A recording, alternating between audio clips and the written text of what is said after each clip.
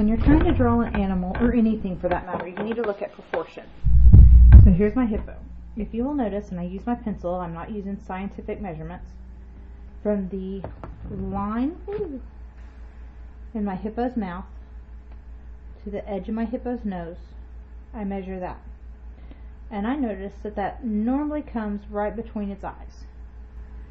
From there, I measure one more time, and that's the top of its head, minus a smidge. I also come back down and measure my nose, and notice that from the tip of the ears, it goes directly to the middle of the eyes. Okay, this is my paper size. I want to make sure that the bottom of its mouth is right here. The top of its mouth is going to be right here, I think. Now, if I want to divide it in thirds, there's going to be its nose, its eyes, and its head, but that doesn't give me any room for its ears, so I'm not happy with that. Now this is watercolor paper, don't erase a lot. This is a whole lot better to do it on scratch paper. You know, lesson learned, right? I want its mouth open. But what if I give its nose here, eyes there, head there? That still gives me enough room that its ears, and I know its ears aren't that tall, but at least it gives me a kind of a clue. Now I'm going to come in here and I'm going to block it in. I'm going to hold my pencil way back here. I don't want to hold it up here. Okay? And that way, as I draw my lines lighter. Now looking at my paper, I have this angle. So I'm going to do it. I have this angle, and I literally am taking that angle. So this angle, and to get this one, it's really, really big. Well, I only went to here, so I'm only doing it to nose right now. Now I notice that this angle is a little more steep. It's not so round because of the way he's tilted his head. This one, and it's always better to draw and draw and draw and then erase. Okay, that is his snout. I guess that's what you'd call it. So notice that these are upside down teardrop. Drape. If you will start trying to find the basic shapes in your drawings, everything gets to be a whole lot more uncomplicated. This is going to be his center of his nose. Oops. Let's give him actually a center and a center. Not like the kind that need to go to church. Now from there, this is his nose. This is his nose. And if I go at an angle from his nose, that's his eyebrow. So from his angle to his nose is his eyebrow. So this is his eyebrow area. Okay? This is where the center of his eyeball is, so it starts down here. And I'm just globbing them in right now. I'll come back in and add more detail as I work. From the bottom of his eye, I'm going to come over here and make a little dot. From the top of his eye, I want to make sure they line up. That's my goal here.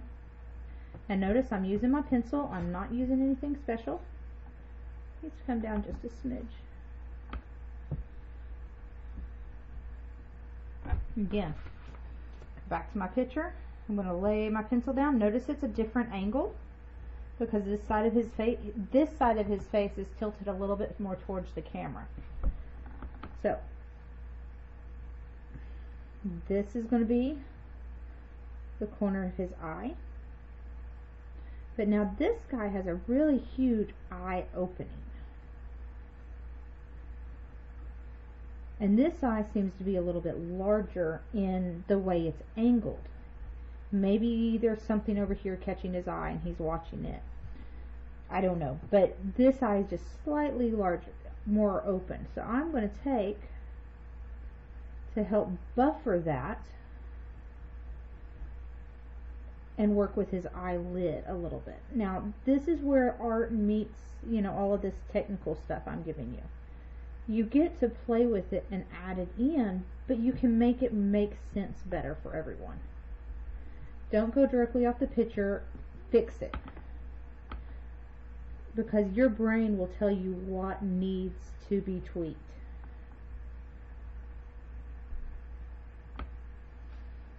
Okay? Now, before I get any details all over the eye, I've got to get the basics of the head done. Because it never fails. You start getting in here and getting all this detail right here, then all of a sudden you realize that your head's falling off the page. So go ahead and blob it all in. Now he's got a short head from there. And what I'm going to do, again, I come over here and look at that angle. Make sure your paper and your thing are the same way. Make sure this line and this line are the same. So when you do this, that's going to be the side of his head.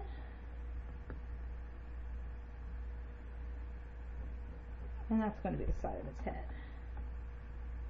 He's got a little bitty bump. And I'm going to push it up just a little bit. I want it a little taller. Personal preference, you might say. Now from here, it actually goes right down beside his face. And this is almost, he is almost a perfect square until you hit here. I mean, if you want to talk about somebody that's built like a rock, there.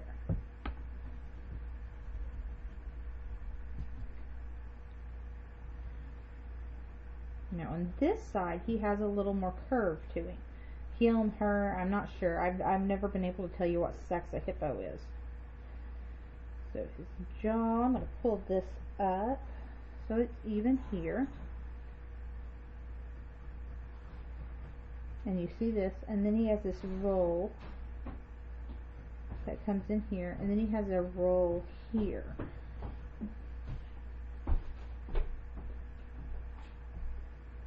Okay. So his eye is equal with the back of here. We know that from here to here is about from the middle of his eye, so his ear is about here.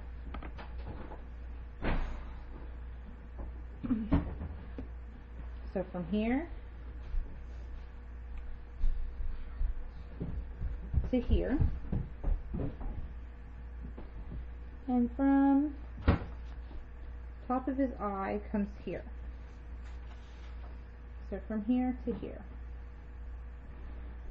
So I'm going to make a swoosh, and I don't have to follow that line perfectly, but I also notice that this creates a teardrop on the inside of his ear. Those are the little things you're looking for, those teardrops, those squares, those triangles. They just give you something more to work with. And then here, he has another bump, and that comes down. And that gives you the basics for his ear. This ear is a little bit different shaped because it's a different angle. Again, I'm going a little bit over.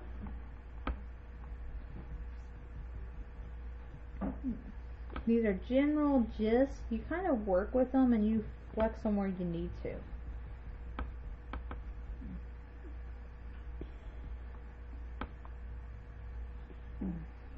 That's where it mounts to his head. Okay, now I got to give him some body, because if I give him just a floating head, he kind of looks creepy.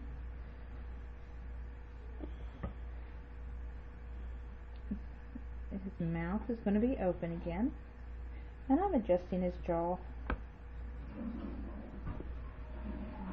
I don't want it that big.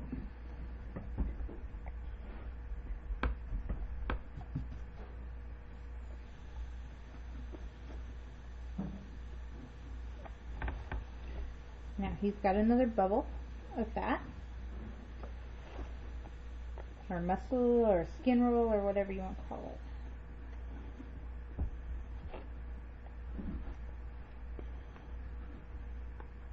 And I'm just going to blur it off down there. I'm probably actually thinking about adding in some water here. Now with the water. And it's going to kind of fade over there. So I don't want all this down here. So,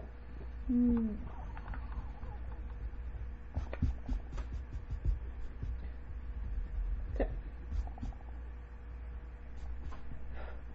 there is the basics to my tail. I'm also going to make sure I get all of my little doers off. Just so he's ready. I will probably do some more eye work on him. And then from there I will paint him. And I'll show you that video later. That looks like cold. That looks like a